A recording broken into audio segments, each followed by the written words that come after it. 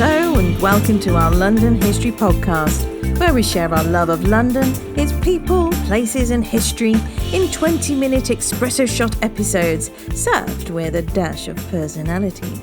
I am Hazel Baker, London tour guide and CEO of London Guided Walks, providing you with private tours, treasure hunts, guided walks and live London quizzes for you to enjoy. I like to celebrate the change of the season, when the autumn air blows with a slight chill and the leaves turn a wonderful shade of burnt orange. I like to snuggle up with a mug of my homemade vanilla chai and a book or two. And this time it was Charles Dickens' A Tale of Two Cities. And as I read through the preface, what, doesn't everybody? I was reminded of the ghost of Cock Lane. And as Halloween approaches, I thought I would share this with you. It's a rather unusual Georgian ghost story. In 1806, the ghost of Cock Lane was dead. 40 years prior to this event, the haunting of Cock Lane gripped the nation's imagination and sent a combined ripple of fear and excitement through the rich and poor of London alike. In 1762, London's population had now reached 750,000 people, with 54% of them being women, many of them young, having come from the country in search of work, often in domestic service. London was a place where you could become someone else, like Fanny. Fanny was from a good family in Norfolk. She had left her brothers and the rest of her family and all her loved ones and come to London to live with William Kent. William too was from Norfolk and had come to London for a new life, and they wanted to start that life together. The couple went to morning prayers at St. Sepulchre Church, which is just on the other side of the Old Bailey and still stands today. It was there where they spoke to the officiating clerk of St. Sepulchre, a gentleman by the name of Richard Parsons, and they asked if he knew of any suitable lodgings in the neighbourhood. Parsons offered a couple of rooms in his own house in Cock Lane, which was round the corner from the church, and the Kents accepted and moved in. Unbeknown to the Kents, Parson was a known drunk. Unbeknown to the Parsons, the Kents weren't married. Fanny's sister was married to Kent and had died a year before.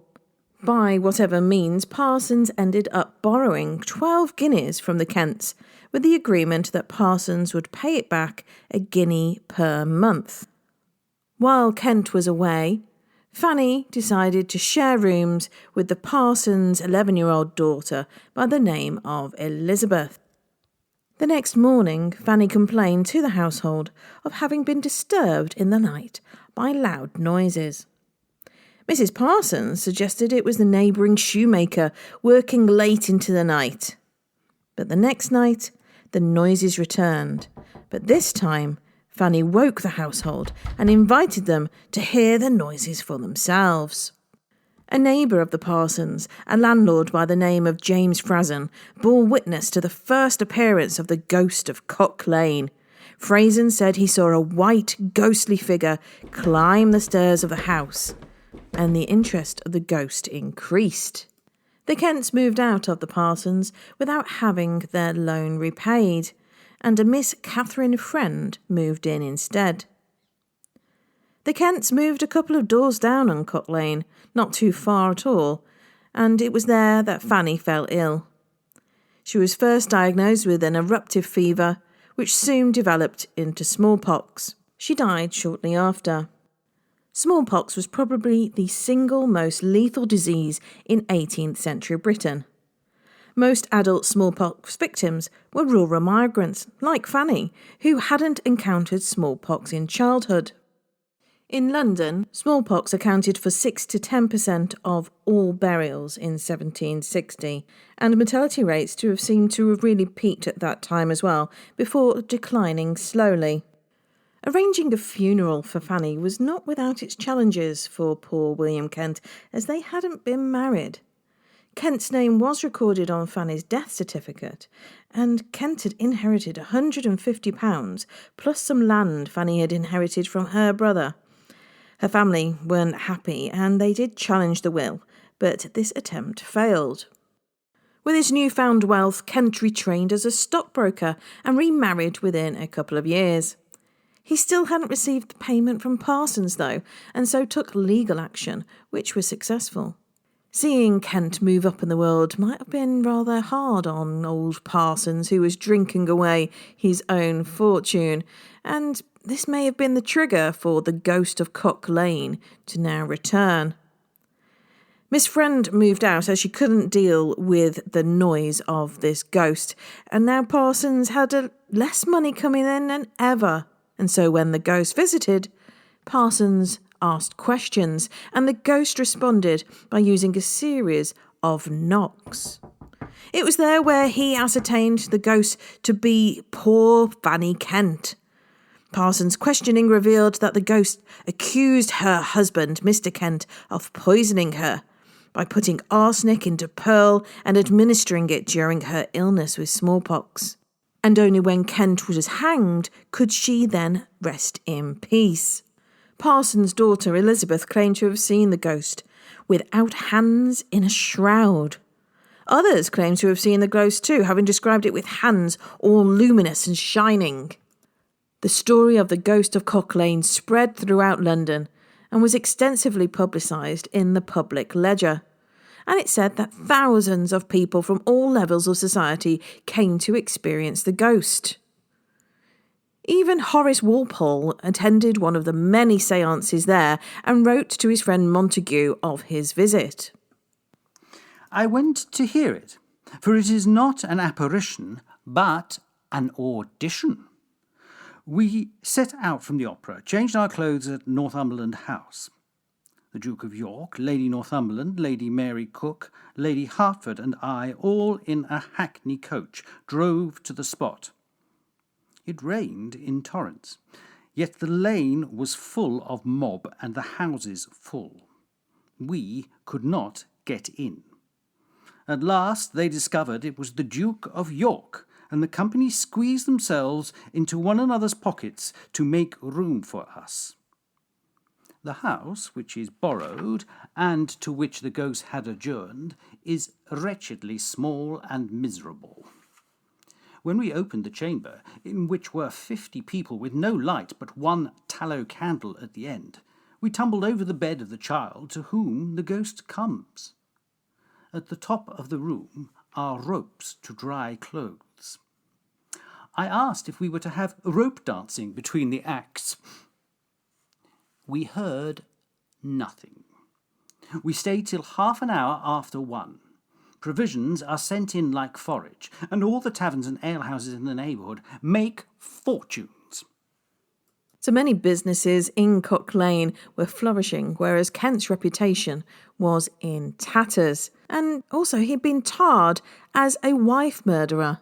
Parsons too was doing a roaring trade by allowing anyone to enter his home in the hope of experiencing Fanny's knocking ghost, and obviously all for a small fee.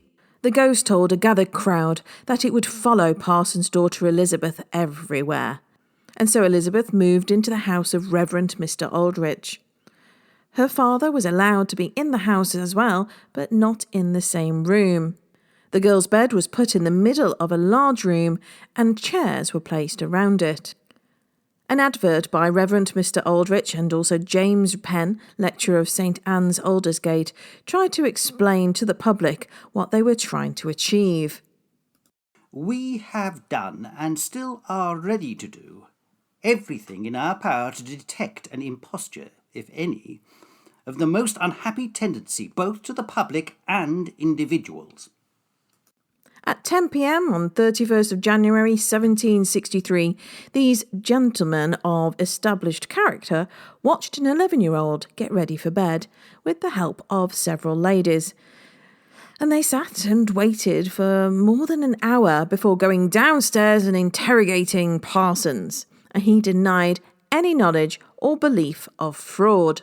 They were called back into the room, however, with ladies having heard the knocks and scratches, and Elizabeth had felt the spirit like a mouse upon her back. Prior to this, the spirit had publicly promised by an affirmative knock that it would attend one of the gentlemen into the vault under the church of St. John, Clerkenwell, where Fanny's body had been left, and that the ghost would knock upon a coffin. And so the men decided to follow up on that. And so this group of learned men at 1 a.m. went to the church. The men found 315 coffins laid out on the floor of the public vaults.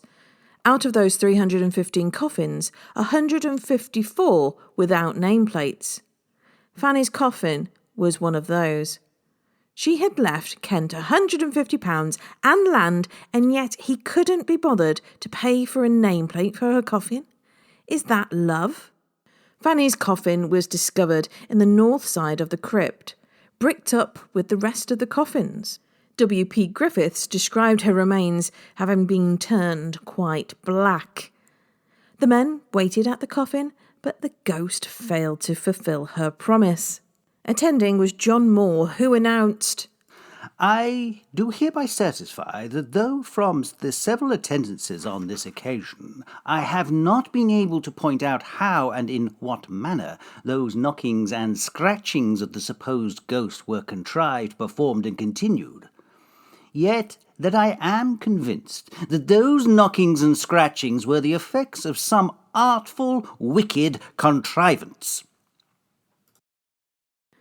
Dr. Samuel Johnson was one of the attendees, and satirist Charles Churchill ridiculed them in his work The Ghost. Through the dull deep surrounding gloom in close array, towards Fanny's tomb adventured forth. Caution before with heedful step a lanthorn bore, pointing at graves, and in the rear trembling and talking loud went fear. At length they reached the place of death. A vault it was, long time applied, to hold the last remains of pride. Thrice each the ponderous key applied, and thrice to turn it vainly tried, till taught by prudence to unite, and straining with collected might, the stubborn wards resist no more, but open flies the growling door. 3 paces back they fell amazed, like statues stood, like madmen gazed. How would the wicked ones rejoice, and infidels exalt their voice, if parsons and plausible were found, by shadows awed to quit their ground? How would fools laugh, should it appear Pomposo was the slave of fear? Silent all 3 went in. About all 3 turned silent and came out. It was then decided that Elizabeth should be moved from house to house, a house on the Strand and then one in Covent Garden, and she was reportedly constantly attended by the unusual noises. It was even said that the sounds could be heard in rooms at a considerable distance from her. And for 2 consecutive nights, her bed was made into a hammock about 1.5 yards from the ground, and her hands and feet were extended and fastened. Even with being threatened of her and her family being sent to Newgate prison, Elizabeth said and did nothing. The investigation took a turn when the girl was seen concealing a small board underneath her stays, and the servants informed the investigators, and the whole thing was proven to be a hoax. Kent indicted Parsons, his wife and daughter, and several others, and on the 10th of July 1762 they were tried at Guildhall by a special jury, and they were convicted of conspiracy. The sentence was deferred for several months to give the offenders an opportunity of making Kent some recompense. The clergyman and tradesman gave him £588 and were dismissed with a reprimand. However, Parsons failed to make any payment to Kent, and so, in 1763, was sentenced to be placed 3 times in the pillory at the end of Cock Lane in a single month, and then to be imprisoned for 2 years in the King's Bench prison in Southwark. Mrs. Parsons was sentenced to 1 year and Mary Frazen 6 months of hard labour in Bridewell prison. The Gentleman's Magazine reported when it came time for Parsons to be pilloried, he seemed to have been out of his mind and it was deferred for another day. When he was finally pilloried, the people took pity on him, and instead of throwing rotten fruit and stones at him, they collaborated and made a collection for him instead. Kent's name had been cleared and the perpetrators punished. Young Elizabeth Parson, believed to be under the influence of her father, wasn't found guilty, and she grew up and married twice before dying in 1806. The ghost of Cock Lane lived on in farcical poems such as Cock Lane Humbug, the theatrical productions of The Drummer and The Haunted House. Even William Hogarth includes a pilloried ghost of Fanny next to the radical politician John Wilkes in his The Times, Plate 2. Sadly, the houses on Cock Lane were demolished in 1979 and they were rebuilt, hinting at the Georgian style that they once had. This curious story of greed and envy has been consigned to the pages of London history as Scratching Fanny of Cock Lane. If you've liked this story, then you may enjoy some of the walks that we offer, including Ghosts and Gallows of Fleet Street, Heretics and Horrors, and also Bleeding Hearts and Body Parts.